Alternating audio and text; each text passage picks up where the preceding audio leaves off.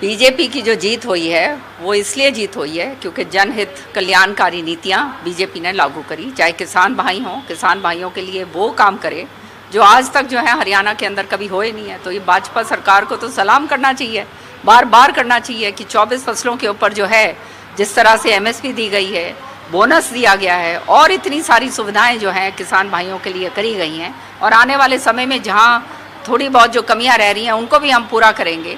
तो निश्चित तौर पे चाहे महिलाएं हों उनके लिए जो वायदे करे गए थे, चाहे जो हमारी बच्चियां हैं उनके लिए जो वायदे करे गए थे, हमारे जो मजदूर भाई हैं, चाहे व्यापारी भाई हैं, सब खुश हैं भाजपा सरकार से, क्योंकि भाजपा एक किसी की बापोती नहीं है। लेकिन जो कांग्रेस जो है एक बापोती बन के रह गई और इसलिए जो है कांग्रेस का नाश हुआ, क्योंकि बाप और बेटा, इसके अलावा वो कहते हैं ना कोई नज़र ही नहीं आ रहा था। इस तरह का जो है जो मंजर जो हरियाणा के अंदर देखने को मिला, कांग्रेस को पूरी तरह से हुड्डा ने और उसके बेटे ने खत्म कर दिया। ईवीएम को लेकर सवाल खड़े कर रही है कांग्रेस। अब तो सवाल खड़े करेंगे क्योंकि इनको ठीकरा कहीं ना कहीं फोड़ना पड़ेगा। तो आप ये पूछ लीजिए ना, हुड्डा साहब को इतनी सारी वोट कैसे मिली किलोई के अंदर? अगर ईवीएम के ऊपर सवाल खड़ा कर रहे हैं तो इनका झूठ तो सामने वैसे ही आ जाएगा।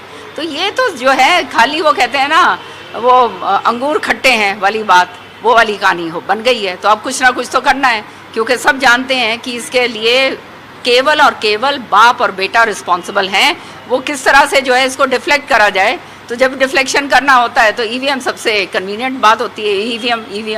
ईवीएम में कोई छेड़छाड़ किसी भी तरह की नहीं हो सकती, और प्रमाण उसका ये है कि हुड्डा खुद जो है अपने किलोई हल्के से इतनी ज़्यादा वोटों से कैसे जीत गए। मैम, आप कमेटी बनाई गई है कांग्रेस की तरफ से, कैसे देखें? ये कमेटियाँ ही बनती हैं कांग्रेस के अंदर, तो ये जो है अभी रीत आज की रीत थोड़ना है। ये तो हम तो देखते आ रहे हैं पिछले 20 सालों से, 25 साल हो गए देख के कि जो हारेंगे फिर कमेटी बन जाएगी, फिर उसके ऊपर एक दूसरे के बाल नोचेंगे, सारा कपड़े लत्ते जो हैं वो फटेंगे, फिर उसके बाद फिर शांत हो जाएंगे, फिर दोबारा से वही काम शुरू हो जाएगा।